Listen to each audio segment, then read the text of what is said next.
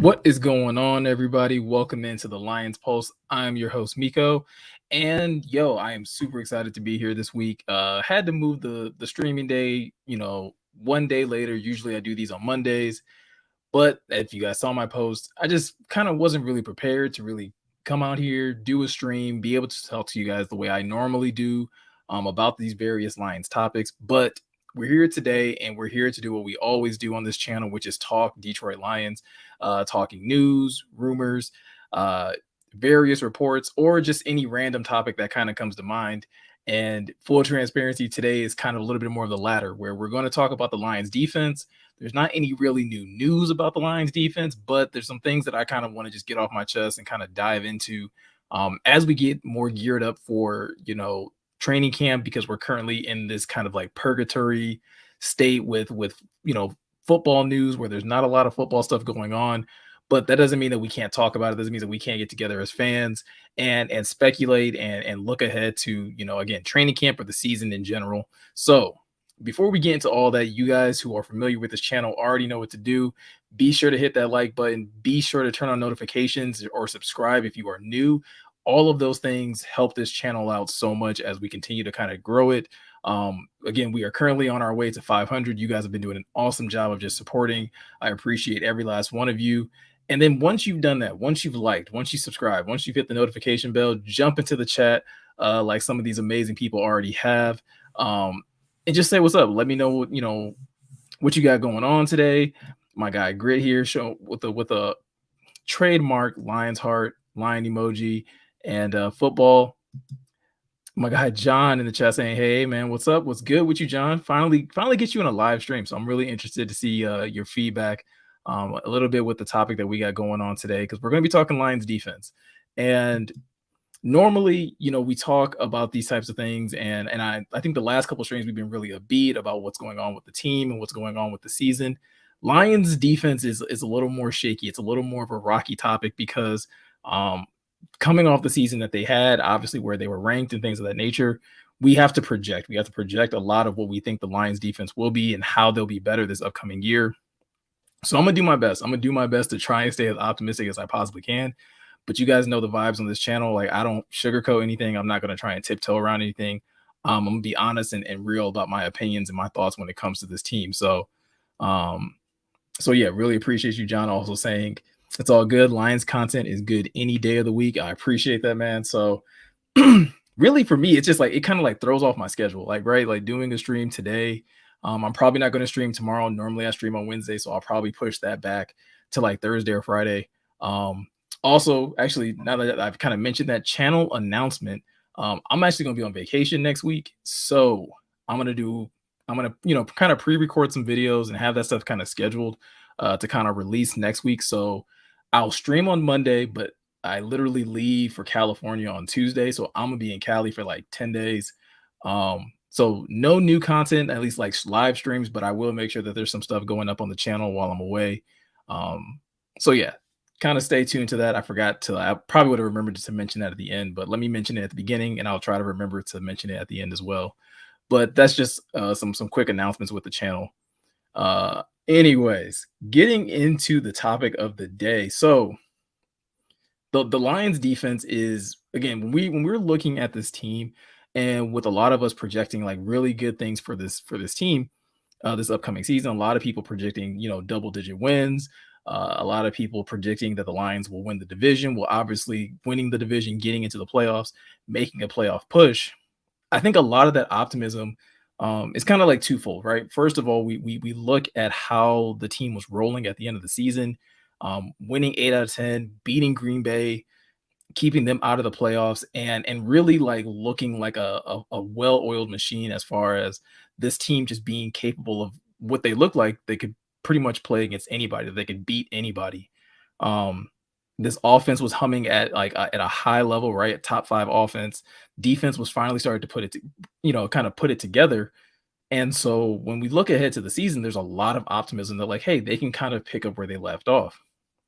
And I think that's very much true when it comes to the offense. I think what the offense was able to do last year is definitely like attainable. They with Ben Johnson back at the helm, with Jared Goff, You've retooled a couple weapons on offense as far as your running backs, kind of swapped out some receivers here and there. I still think that they have, some really good they have a really good chance of reclaiming and picking up where they left off as far as offensively.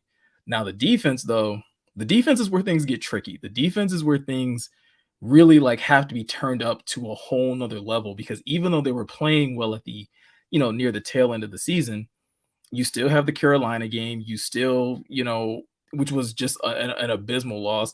And then you still just have like, some rough play throughout the season that are kind of sprinkled in there. And while the offense has also gone through some changes, again, like I said, with the running backs and the receivers, you have like almost gone through a complete facelift with the defense. And there's so many new pieces, and there's, you know, so many new things kind of going on in as far as like with players and coaches. There's a lot more emphasis that I feel like has to be put on this defense as we kind of get ready for the season to kind of come around, and it really puts, the defense under a microscope of like, okay, how much better can they realistically be? Because a lot of us are expecting them to be better, but the question I end up coming to is like, but how much better, right? I mean, when you're near last, it it's kind of hard to be any worse. So you have to get better. The question really just becomes how much better. What areas can we realistically expect the Lions to improve this year? And so I wanted to take some time and kind of just look at everything holistically and look at everything from a wide view and just kind of say, like, okay, this is where I think the Lions are better, and this is where I think the Lions need to be better. And I think if we start at the beginning, like with the ladder of where do the Lions need to be better, first and foremost, I believe that fixing the defense has to start with Aaron Glenn. I know we immediately want to jump into, position groups or this player or that player. This player needs to have a bigger year, or this player, that player needs to have a better, start. But when I look at this defense from a whole, it immediately has to start with Aaron Glenn. And I'll use the offense as an example here as to why I think that. When we talk about the offense being, you know, top tier and clicking on all cylinders, one of the first things that typically comes out of people's mouths when they're talking about how well the offense is performing is this is a lot of credit given to Ben Johnson. Ben Johnson has these guys operating at a very efficient level. And when I look at the defense, that's not typically the same praise that is heaped on the defense. We don't typically start with Aaron Glenn of like, oh, well, Aaron Glenn has these guys playing at a high level. And in order for the defense to really make that about face and to really go from a worst to like at least not, maybe not even a worst to first, but at least a worst to, you know, competent defense is that Aaron Glenn has to finally, really put his stamp on this defense and help them to execute a scheme and a game plan that will actually work week in and week out. There were so many times last year where yes, there were talent deficiencies in some areas, but then there were a lot of situations where it, again, just schematically or just game plan wise, you kind of scratched your head. I know the one that probably comes to most fans' minds is the Miami game when all week, Dan Campbell, Aaron Glenn are talking about like, yeah, you have to, we have to play, press, we have to be in their face, we have to, jam them at the line. And then we get into that game on Sunday and they're playing off coverage and no one's challenging receivers at the line of scrimmage. And obviously that's the game that eventually led to Aubrey Pleasant being fired. And I think a lot of people immediately turned their eyes to, well, clearly Aubrey Pleasant was doing something wrong. But I still think it kind of brings something to the forefront of like if a position coach somehow has more leeway than the defensive coordinator, there's a disconnect in my mind. If even if Aubrey Pleasant was telling these guys something different, shouldn't Aaron Glenn have enough respect amongst his players, enough authority in that room that whatever he says goes, regardless of what your position coach says, your defensive coordinator is the one who came up with this game plan first. And that is something that I look at and I'm like, okay, yes, we'll get into the position groups, we'll get into areas where they were bad and where areas they needed to improve. But first and foremost, for me, this defense has to finally come together under Aaron Glenn the way we thought it would. Aaron Glenn was ideally, like again, for so many people, the right defensive coordinator for this Detroit Lions team. And what we saw him do in New Orleans with that secondary to be able to take a bunch of young corners and turn them into such a solid and strong unit for New Orleans during his time there were a lot of people that were excited about that because at that time, Detroit had something very similar. You had a young Jeff Okuda, you had an Amani or Oruwariye. Um, you even still had like this project that was Will Harris, and just like, okay, well, what can you possibly do with that? And then they went out and they drafted and they brought in like, Iffy and all of these things. So it was like, okay, well, maybe he'll have this young group. And it just never quite clicked under Aaron Glenn those first 2 years. Well, now we go into a new season where he's got more veterans. He's got more guys that are a little more proven and have more experience under their belt. And I feel like, and I'm sure I'm not the only one that thinks this.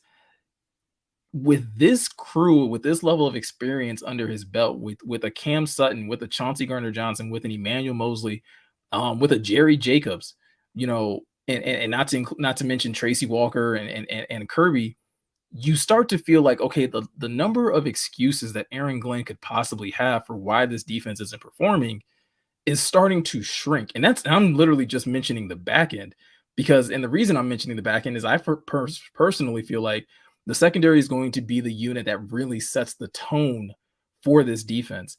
And I don't know how common that is in the NFL, right? Like typically we talk about having a strong defensive line, winning the line of scrimmage, winning in the trenches type of thing. But the way the Lions are built, their talent is in the secondary. It's at corner, it's at nickel, it's at safety. There's more depth.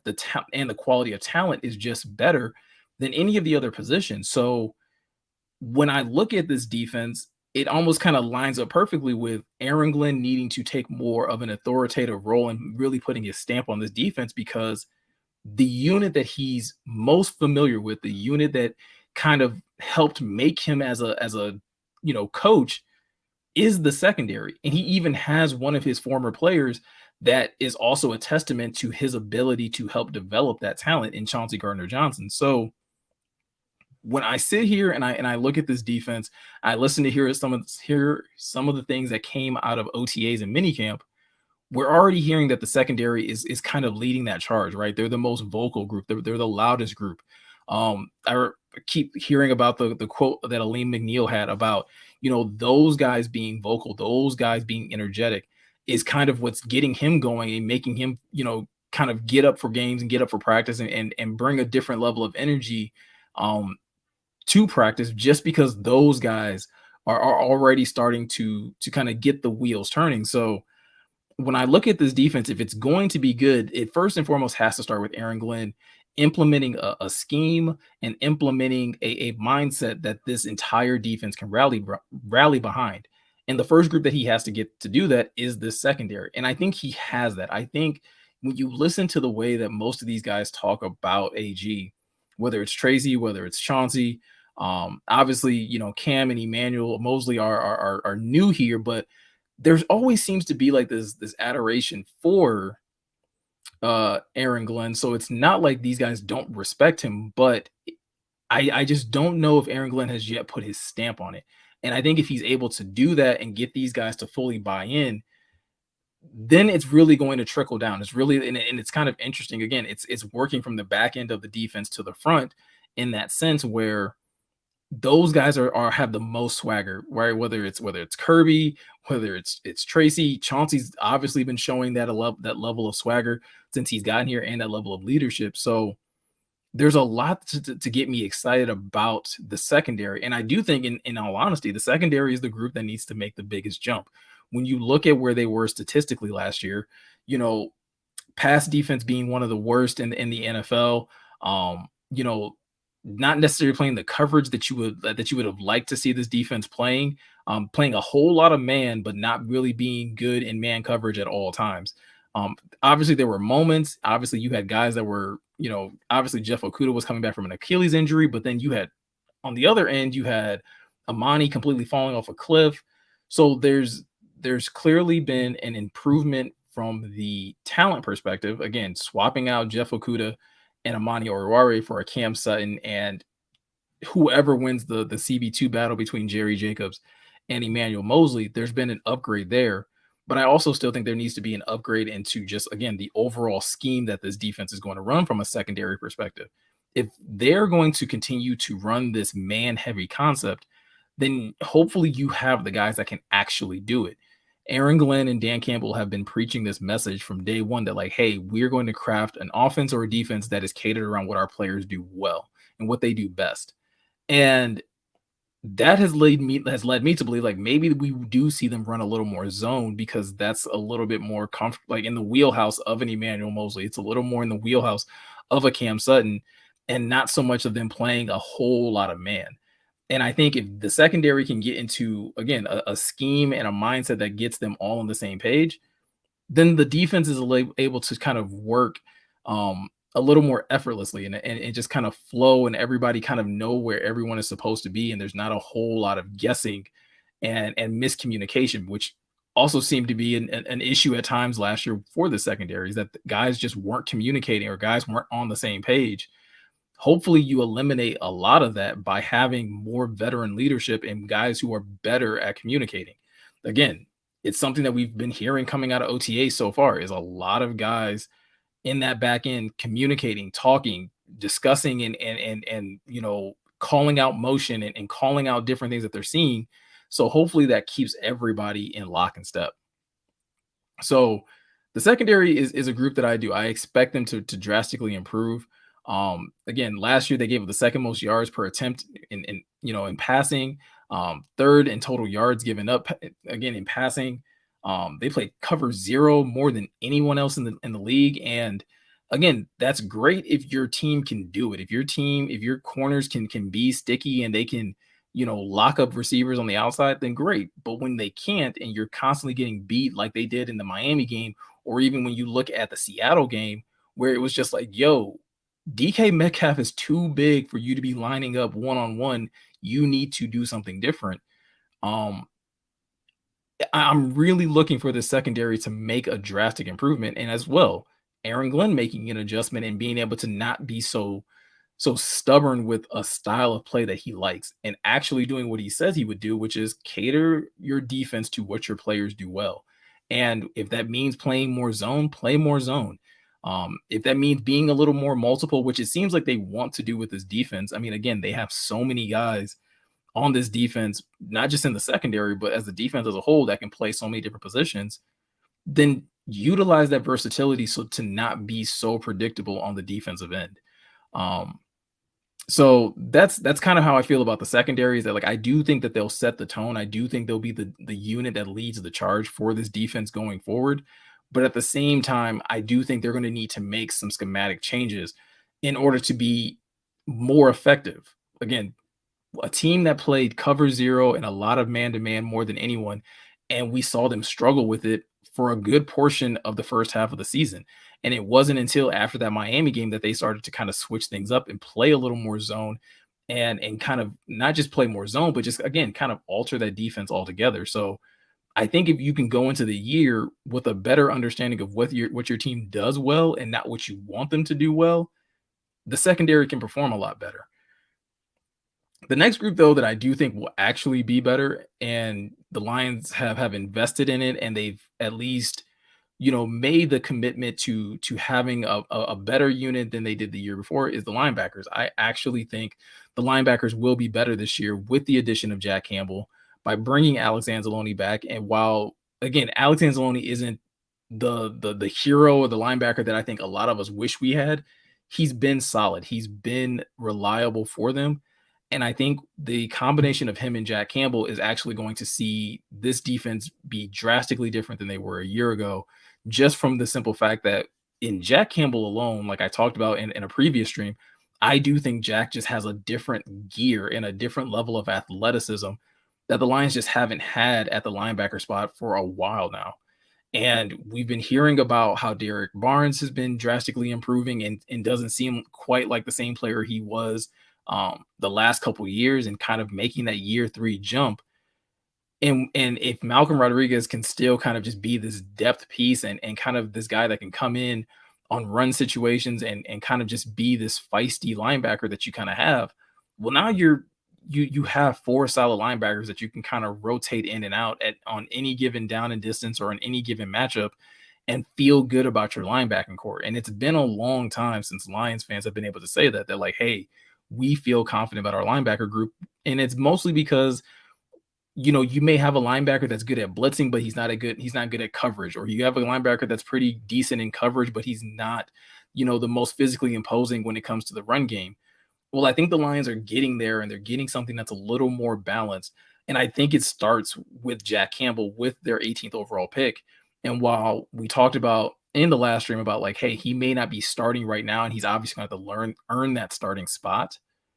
I fully believe that Jack is going to do that once we get into training camp and once they throw on pads, because currently in OTAs and currently in minicamp, he's not able to play the position, I think, the way he's used to playing it, which is being fast and being physical and flying from sideline to sideline and not having to, again, focus so much on the mental part of the game right now. I think once we get into training camp and he's able to kind of let loose a little bit and get into these preseason matchups and to be able to get into um these combined practices with other teams, you're really going to kind of see how Jack stands out compared to everybody else. Um, and I think combining him with Alex will be the perfect match for him. While Jack can be this athletic freak that kind of is able to be anywhere and everywhere at all times, both in the run and the pass game, Alex can be that mentor to him to help him see things and make sure that he's looking and keeping an eye on the right things. Um, while they're kind of put together on the field at the same time.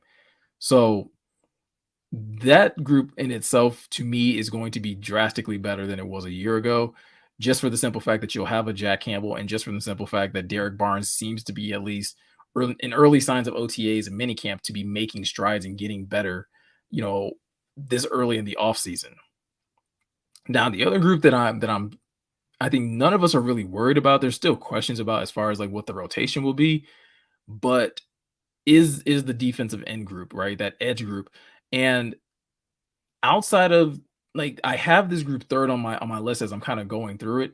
And the thing that has me the most excited is that I think this group is going to provide the most versatility for this defense and this their versatility and their ability to mix and match and guys be able to go from edge to interior, from edge to maybe playing some linebacker or dropping in certain passing situations is really going to unlock this defense and allow them to do a lot of interesting things, both against the run and against the pass.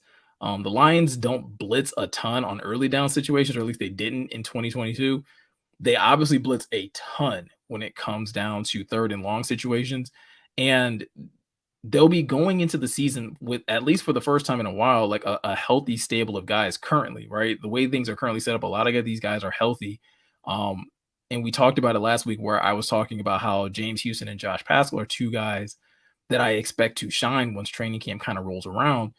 And those two guys weren't playing early on in the season. They weren't able to provide the level of versatility that the Lions will now have, where you'll literally be able to mix and match, and your NASCAR package will actually be very nasty because you have so many different bodies that you can rotate in and out, and you can literally put guys in different positions. You'll be able to do more, unique stunts and things of that nature because of the athleticism and just again, like I said, the versatility of you having on those edge positions, whether it's an Aiden, whether it's a John Kaminsky, whether it's a Josh Pascal, whether it's a Romeo Aquara, a Julian Aquara, all of these guys can kind of rotate in and out and can line up in so many different places where it's really going to cause a lot of havoc for opposing offenses. And being able to do that up front and then having this, having athletic linebackers behind them, and then having this, you know, intense and high flying, secondary behind them that's uber competitive, this defense starts to kind of flow in a way where you're like, man, if all of these things can hit, if all of the schematic things can kind of line up, if they do the right things, game in and game out, matchup in like with various matchups and things of that nature, there's a lot of optimism to be had for this defense in those regards.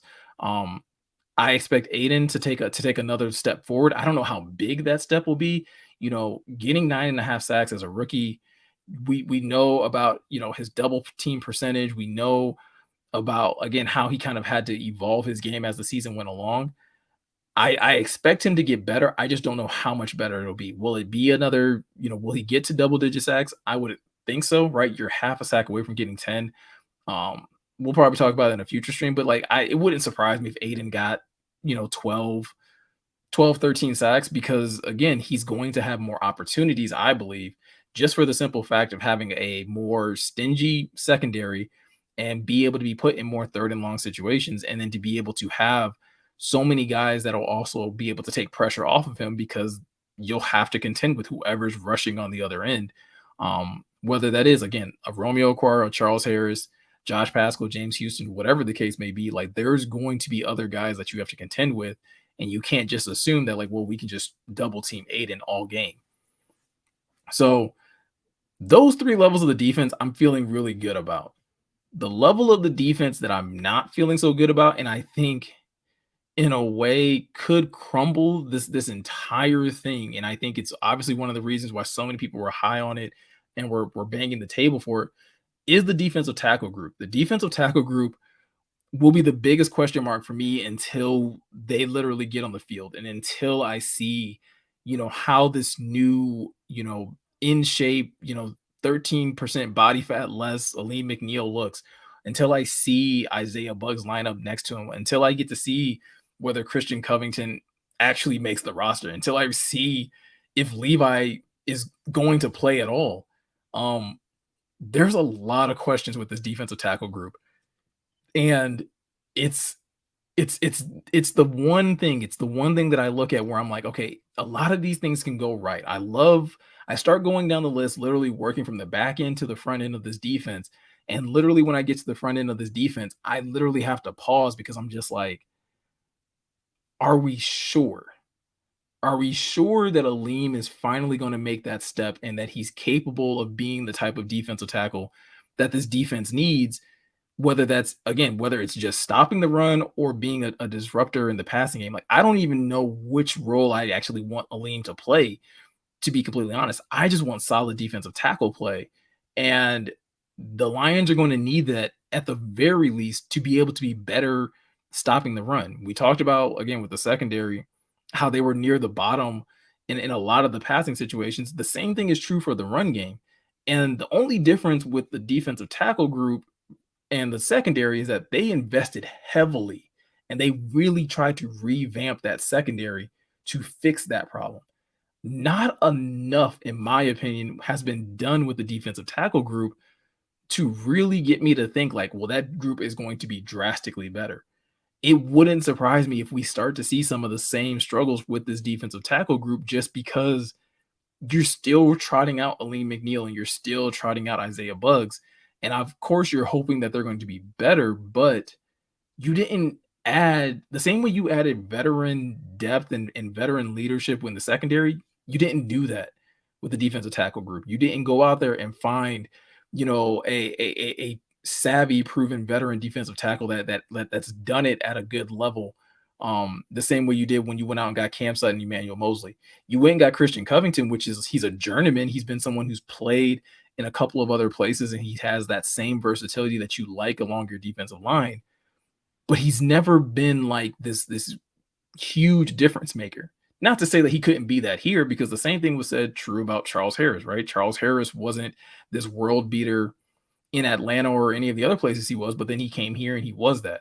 So I'm not trying to say that Christian Covington can't be that, but it's just when I look at how the Lions chose to address both of these position groups, it's really odd, because Dan Campbell has been this hard-nosed coach that's always talking about, winning in the trenches, beating, getting into like these dog fights and getting into these fist fights in the trenches to be able to win games.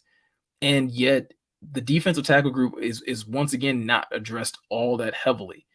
And I don't know if that's because they just have a lot of faith that Levi is going to be healthy.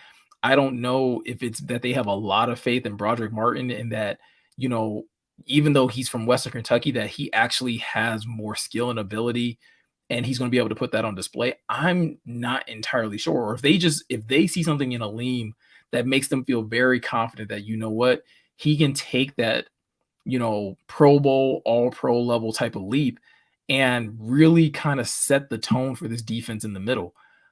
It's it's really it's really concerning for me, right? I again, not trying to hit the panic button before it's too early because again, they still have to go through training camp. They still have to go through preseason. And depending on how they call plays, depending on how they decide to run this defense, there's a lot of possibility and there's a lot of things that could be different with this defensive line group. I just don't know. Again, when looking at specifically, and I know it's one game, but looking at that Carolina game and looking at how soundly they were beat on the defensive line and how much of a factor Aleem McNeil and Isaiah Buggs weren't in that game, you kind of go back to it and you're just like, so I'm supposed to hang all of my hopes on a third round rookie and a former second round pick who is dealing with back issues and we're still not even sure.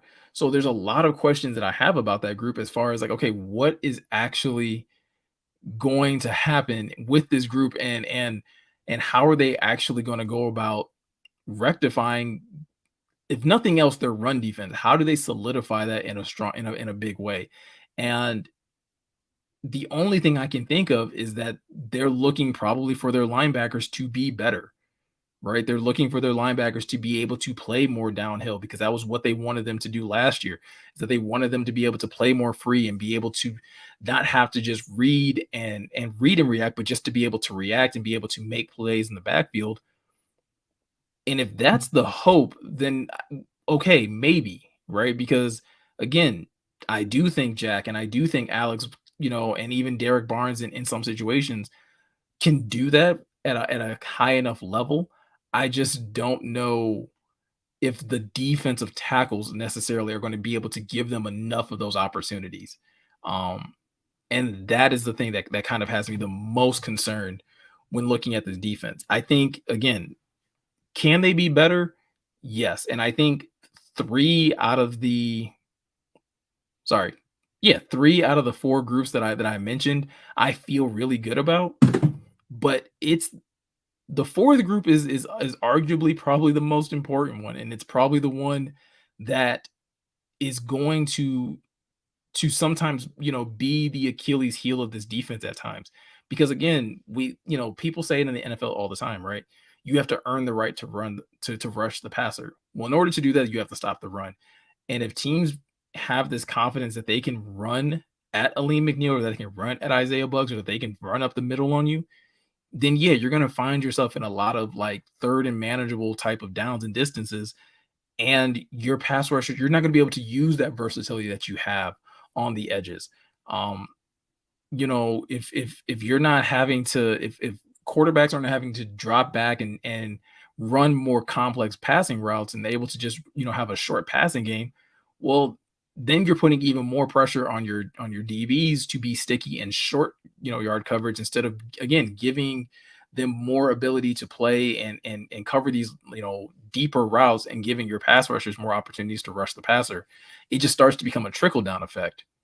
So that's the group that, like, again, going into training camp, going into preseason, and definitely once the season starts, is going to have to really kind of elevate their play.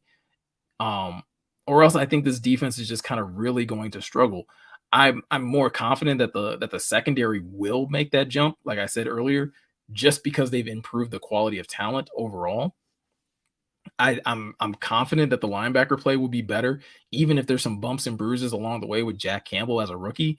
I still think, again, just from the simple fact that you've improved athletically at that position, you'll be better. And the fact that you will have almost a full deck. And I think, again, once we get into training camp, once we get out of training camp and we see which, pass rushers the Lions are taking into the season, I'm confident with just about all of those guys having a role in some capacity. I'm still curious as who is going to start opposite of Aiden. Um, my gut tells me that it's probably gonna be Charles Harris again, just because that's who it was last year, and so it wouldn't surprise me if it's Charles Harris again. But again, no matter who it is at that opposite of Hutch, I'm confident that they'll play that position at a high level. And I'm still even like I'm as much as I'm questioning whether or not Aleem is going to make the jump, I'm confident that Aleem is going to, be solid for this team in the middle. I just don't know if he's going to I don't know if I'm going to get enough of New York Giants Aleem McNeil, because that is really what this defense needs to really take the next jump, is that they need him to play like he did against the Giants last year, where he was literally destroying everything that was in front of him and constantly being, a menace in the backfield, from his defensive tackle position. So if Aleem can do that, and Isaiah Buggs can kind of man that role of run stuffer, and if Broderick Martin can at least carve a role out for himself as someone that can rotate with Isaiah Buggs, because Brad Holmes was very vocal about the fact that Isaiah Buggs played too many, snaps. Well, if Broderick Martin can rotate in with him, if Christian Covington can rotate in with him, um, then I start to feel better about their run stopping defense. And then obviously Aleem can rotate with Pascal, Kaminsky, Aiden at times, where you can start having these more attacking style of defensive tackles and more athletic defensive tackles that you can run stunts and things of that nature with, on any given, down and distance. So those are my thoughts on the defense. It's going to be, I think, a work in progress. Is going to have to be this wait and see approach. As much as I would love to have the same confidence in this defense that I do for the offense, it's just not there yet. And I think a lot of that, like I said in the beginning, it starts with Aaron Glenn. Aaron Glenn hasn't necessarily infused a ton of confidence in the fan base for the defense. And so therefore it's hard to get up and be like, yes, this defense is going to be 1,000 times better. I think most of us probably feel the same way, where we like pieces on this defense. We like players, whether it's Hutch, whether it's, CJ, GJ, there's players on the defense that you're like, no, they should be better than they are. But Aaron Glenn has to find a way to put it together. And if he's able to do that, and they're able to get off to a very fast start in the season, there's no reason why this team can't get to, you know, or accomplish the goals that we kind of all think they will. There's no reason to think that they couldn't win the division, that they couldn't host and win a home playoff game, um, and that they couldn't make like a solid run at the Super Bowl.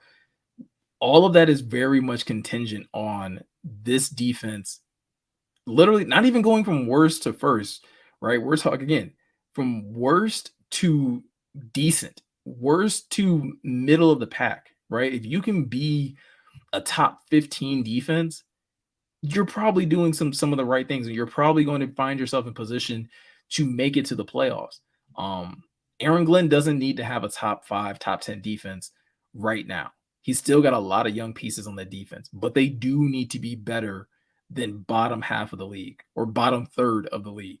They have to be better than that. That's just there's no way the Lions accomplish their goals if this defense isn't at least that. So those are my thoughts on the defense. Last week, if you guys remember, if you didn't catch the stream, I gave a list of players that I was kind of expecting, or I'm kind of high on going into training camp, that I think will have better training camp performances than maybe they did in OTAs and mini camp, for various reasons. So I wanted to do the same thing for the offense, and give a list of players and just kind of talk it out with you guys, get your guys' feedback, what you guys think as far as who you guys think might actually stand out once training camp kind of kicks off. But before we kind of get into that, again, if you haven't hit the like button, if you haven't hit the subscribe button, please be sure to do that. Um, Again, feel free to share your thoughts. Feel free to disagree. Just because I'm the person with the mic and you guys are sitting here watching doesn't mean that you guys can't share your thoughts. Doesn't mean that you guys can't disagree with anything that I might be saying. But with that said, the first, well, actually, all right. So full transparency, the offense was a little more difficult than the defense because there were just more people. There were more people on the offense that I just felt like we're going to have good training camps. So I kind of cheated a little bit when I put my list together, and you guys will you guys will see that with my first selection. Instead of just picking one person in particular, I just went with the entire starting offensive line, because again, it's OTAs and it's mini camp. there's not a lot of contact. There's not a lot of physicality that's going on during this time. And so there wasn't a lot said about the offensive line in general. The only thing that I think that was notable about the offensive line that was coming out about during OTAs and minicamp was that Big V was out there, right? After, having his back surgery last year and kind of admitting that he was mulling retirement, that he was out there with the starting guys and that he was taking those starting reps. And then the other news was about Frank Ragnow dealing with the toe injury and how Ross Pierce Bacher, geez, I might have butchered that, was kind of stepping in for him as at center. So those were kind of like the only like real news about the offensive line that was really coming out. And so I fully expect once training camp gets out, gets up and running, we're going to see the offensive line again take that step and show that level of dominance. And as much as I'm concerned about the defensive tackle and the defensive line group, this is what they're going to need. They're going to need to constantly, run up against this high caliber offensive line to get better. Because if they can hang with this offensive line, there's no reason to think that they shouldn't be able to hang with other offensive lines in the NFL. And so I'm fully expecting whether it's Taylor Decker, Penei Sewell, Jonah Jackson, Frank Ragnow in spurts, because obviously I expect them to continue to manage his workload because of the injury that he's dealing with, or Big V, that like those guys are going to definitely make their presence felt. And I think we'll have them having a good training camp is only going to fuel the fire for a lot of Lions fans to feel even more confident about this unit going into the offense or going into the season. Um, this offense is heavily reliant on the run game and the offensive line being solid. So there's no reason, again, for me to not think that once training camp kind of kicks off, we're going to hear a lot more about the offensive line. And we're going to hear about those guys. I'm expecting from day one, right? From those guys to be clicking. And the biggest thing is that, again, those guys just need to stay healthy. We've yet to see that unit, that starting five of the offensive line, go through an entire season together. And even without that, they've still been, very good in spurts throughout the season. So um, that's the first group of players that I expect to be, really kind of shining during training camp once it kind of really kicks off. Um, Next on my list is another group of players, and it's the top three running backs. And I've specifically put the top three because I didn't want to leave Craig Reynolds out. Um, I know, some of us feel like RB3 is kind of up for debate. And I feel like that kind of is a little disrespectful to Craig Reynolds, because Craig Reynolds has found a way to stick around the last few years. As someone who was kind of signed like late in the season and then, back in 2021, and then kind of really carved out a role for himself, and then went into training camp and still went out there and proved that he could, that he deserved to be RB3. Um, I think once training camp kind of gets up and running, Craig Reynolds is immediately going to start to remind people why he's been on the team the last couple years. I know there's a lot of people that are, expecting Mo Ibrahim to have a role on and possibly be in the running for RB3. I just don't see it happening. I know there's been some good things about Jamar Jefferson here and there, but probably not enough for him to overtake Craig Reynolds for RB3 either. So I fully expect Craig to be able to come into training camp and do a lot of the same things that he's done the last 2 years to earn him a spot. We heard about it on Hard Knocks last year when Deuce was kind of talking to them and they were trying to figure out what to do with Craig. And Deuce was kind of like, yo, if you cut Craig Reynolds, you're going to have a whole lot of pissed off offensive linemen. Right. So not only has Craig endeared himself to the coaching staff, but like the offensive line loves him as well. So um, I know, like I said, I think he kind of gets overlooked. Um, and I don't know if it's just because maybe he was injured last year, he didn't get to do a whole lot, that people are just like, oh, well, Craig probably will be up like fighting for his job. But I think once pads go on, once there's, live running drills and running plays, Craig's going to immediately remind a lot of people like, no, there's a gap between him and the next guy for RB3. And then when we get to Gibbs, I'm super excited to kind of see him because and hear about how he's performing in training camp, because I feel like he's being mischaracterized already in some of the like the media and just we hear about him taking drills and working with the wide receivers that I think people immediately have already started to kind of pigeonhole him into like, well, he's going to be a third down back, and the only time you're going to see him is on passing drills. I think more than anything, Jameer Gibbs is going to prove that to be false, right? I think once they get pads on, I don't like. Don't get me wrong. I don't expect them to run him like he's Marshawn Lynch and just run him on dives and wham plays and run him up the middle. But I do think they're going to try to and Scott Montgomery, the running backs coach, kind of mentioned this. Like they're going to have to get him accustomed to the NFL's level of physicality. And you don't do that by just, putting him out in passing route situations. You have to run him. You have to run him in between the tackles as well. Because again, we talked about this back when he first got drafted. And I think I even said it in my comparison video of him. You can't become predictable with Jameer Gibbs. You can't get a running back of his caliber and just think, well, we're just going to run him on outside runs, on tosses and sweeps, and run him on halfback options and things of that nature, and think that teams won't eventually cue in on his usage and won't start to eventually understand, like, oh, well, if it's this down and distance, he's obviously coming in and he's only going to do one of these two things. They have to get Jameer Gibbs going and getting him accustomed to physicality early in training camp so that he can hit the ground running in the regular season and be ready to be used in every facet, right? And not be limited to a couple plays here and there, or be limited to only a couple formations. If I really do feel like if the Lions do that with him, they're really going to be handicapping their offense because I think Jameer Gibbs is capable of doing more. A lot of people again are drawing him to the Alvin Kamara comparison, and the one thing that I think is interesting is that, like, if you watch how Alvin Kamara is used, he doesn't just do outside runs and he doesn't just catch passes. Like, he runs up the middle on certain plays and he's willing to be physical. If you want Jameer Gibbs to be truly effective in the NFL, obviously I understand protecting him for the longevity of his career. You still have to mix in those other types of run plays. You cannot pigeonhole him into one style of running. And David Montgomery is the next running back, and he's the one that's probably going to be taking over the Jamal Williams role, where he'll probably be, dominating a lot of those early down runs and a lot of those short yardage runs. Well, right now, the biggest thing for David Montgomery is once training camp comes around, he needs to be healthy. He needs to be ready to take on that level of workload. If for no other reason, like I just mentioned, some people are going to be worried about Jameer Gibbs taking on too many carries and taking too much punishment.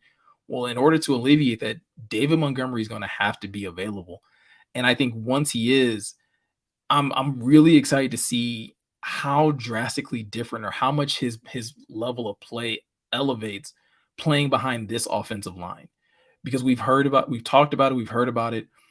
The Chicago Bears offensive line couldn't hold a candle to this offensive line. And so there's so many reasons to believe that when David Montgomery gets into training camp and he's able to finally be healthy and be able to fully participate in training camp, I'm expecting fireworks from him and really to be able to show, another gear that this offense was missing, even with Jamal Williams and even with Jamal doing some of the things that he did very well for this team, but just showing just another level and being able to, pick up a few more yards, being able to break a few more tackles, and just add a different level and a different gear to this offense in the run game. Um, I spent a lot of time on that one. So number 3 on the list, I probably won't spend as much time on, but it's Sam Laporta. And Sam's has been the talk of the town throughout, OTAs and minicamp. So there's no reason to believe that he won't continue to kind of turn heads once training camp gets here. My biggest thing is like I want to see how Sam and I expect Sam to really kind of turn heads with how he handles physicality. Again, OTAs and minicamp, you don't get to see a lot of that. And so in some cases, it's like, oh, okay, he should be able to show out in this regard. But I'm really interested to see like what he's able to do. And I think he's really going to, again, kind of ooh and ah, coaches and the media and other players and his teammates, once they get into live tackling and just being able to showcase his ability to break tackles, to be able to make people miss in space and do what he's been continuing to do so far um, in these offseason workouts, which is beat people in coverage. Even with guys probably being physical with him, I'm still expecting Sam to just outwork guys and be more physical and just take that next step in his development early in his career. So Sam Laporta is the third player, I guess, on this list. Like I said, even though I've kind of already listed like more than three, but Sam Laporta is kind of next on my list in that regard. Um, Number four on my list is another tandem, and this is because I feel like both of these players are literal mirror images of each other. Marvin Jones and Antoine Green are two, slightly bigger wide receivers, both of them being 6'2", both of them primarily, specializing in deep routes and jump ball situations. And we didn't hear a lot about either one of them, right? During OTAs, we didn't hear about them really turning heads or really, making a splash one way or another. But I think once we get into training camp, once they're able to, like the corners are able to be more physical, and Jared Goff is going to have to make more of those 50-50 ball type throws, I think that's when Marvin Jones, who has done this throughout his career, is really going to kind of showcase himself. And I think Antoine Green, who made a living at North Carolina with those types of plays, is also going to do the same thing. And I think that's when they'll be able to really collaborate as a vet, coaching up a rookie on how to properly go about attacking a ball and using your size and using, your athleticism on these deeper routes to be able to come down with difficult, passes thrown their way. So Antoine Green is someone that I'm really excited about. Like I said, we didn't hear a ton about him. I was watching a stream from Pride Detroit, and I think Eric Schlitt said, he was kind of working with some of like, third team, third string, teams and things like that and team drills. But of those guys, of those receivers, he looks like the most NFL ready. And so I'm interested to see, like, once they kind of get into more 11 on 11 situations, once we get into preseason and things like that, if that continues to ring true, if he continues to kind of separate himself and really, you know, make a push for that wide receiver 6, 7 spot, depending on how many wide receivers the Lions are trying to keep, but really giving them a reason to think about keeping him, just to give them another big body wide receiver that they can use again on deep routes, especially once JMO's, uh, going through his suspension and not going to be available for those first few weeks.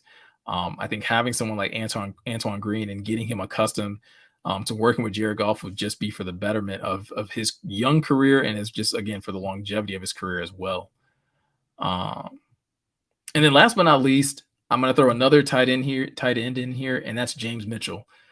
James Mitchell falls into the same category as Josh Pascal did last year, where I think we forget the simple fact that James wasn't able to go through any of this stuff last year, right? Or he wasn't able to participate at a high enough level to really get the reps, the physical and the mental reps that he needed to be effective once the season came around. And then once he finally was, like, you're constantly playing catch up.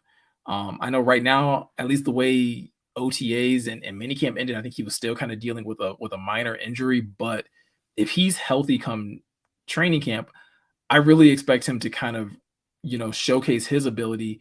Um, I heard people talk about, like, after he was drafted, that if it wasn't for the fact that he had suffered an ACL injury, he would have been drafted much higher than he actually was. So I expect now that he's a year removed from that injury and is going through his, like, going through the whole entirety of an offseason workout, OTAs, mini camp, again, in part because he was a little banged up, and then going through a whole training camp. I think there's a lot that he can really provide to this offense, especially in situations where we know, or at least we can kind of get a sense that, like, they're going to use Sam in a lot of different ways. Brock Wright might get pigeonholed a little bit back into like that traditional blocking tight end situation, but James Mitchell might be the one that can able is him and Sam Laporta both might be able to provide that level of versatility and flexibility, for this offense at the tight end position.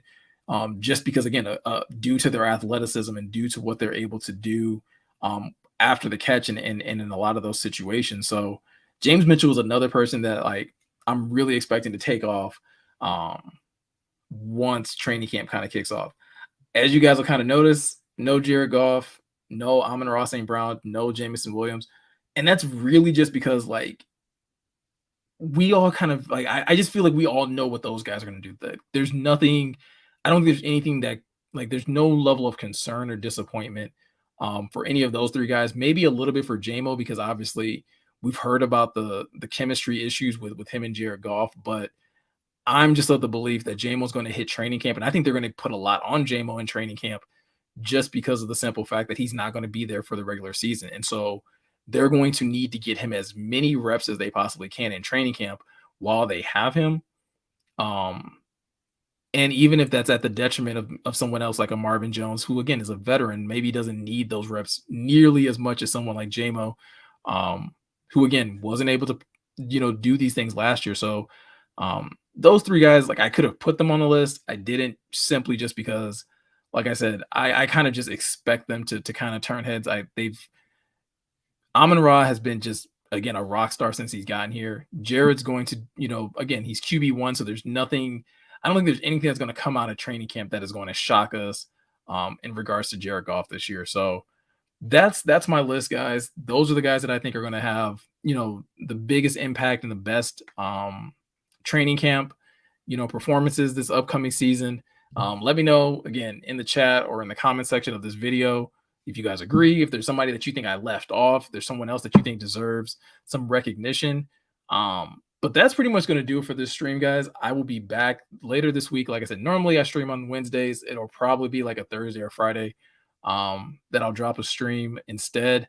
Also going to be working on some additional content for you guys because like I said at the beginning of this video, in case you missed it, I will be on vacation, most of next week and the following week. So just to make sure that there's some content going up on the channel, just to make sure that you guys have some stuff to kind of engage with, I'll have a couple things pre-recorded just for you guys to be able to enjoy throughout the week. So like always, I appreciate you guys for coming through, hanging out with me, sharing your thoughts and your feedback throughout the stream. Again, be sure to like this video, share with fellow Lions fans or anybody else that you think might enjoy this content. And yeah, I'll catch you guys in the next one. Later.